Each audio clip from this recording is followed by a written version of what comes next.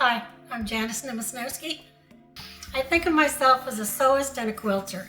I started sewing very early, and probably in my 20s I started quilting. I'm married to a military man, and we got posted to North Bay. And in North Bay, I wasn't working at the time, and I was looking for something to occupy myself while I was looking for work. And there was a quilt store there, and the quilt store was offering classes. And I've been quilting pretty much since then. The beauty about classes is you can take it, you can try a new technique, and if you don't like it, you haven't lost anything. Quilt shows are fun. You don't have to be a designer or an expert or whatever. It's just something empowering about putting your quilt in there and seeing it on display, and to have people walking around and you hear somebody making a comment about your quilt and saying, oh, that's really nice. So as a quilter, it's kind of fun and it's empowering, I guess.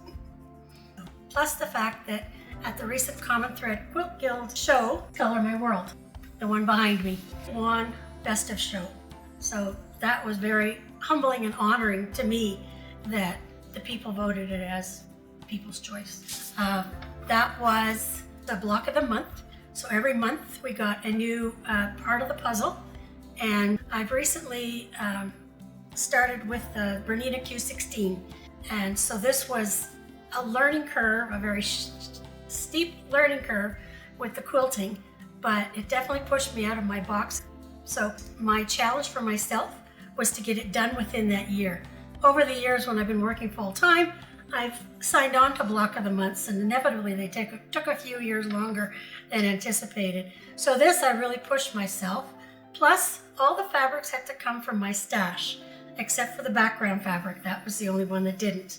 As a quilter, it's great to be able to give back, and I mean give back to my community.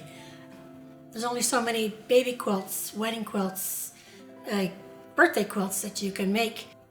But you still have the inspiration to make quilts and sew quilts and try this pattern and try that pattern. But through my guild, the Common Thread Quilt Guild, we have a community project initiative, and that's making quilts and giving them to the community.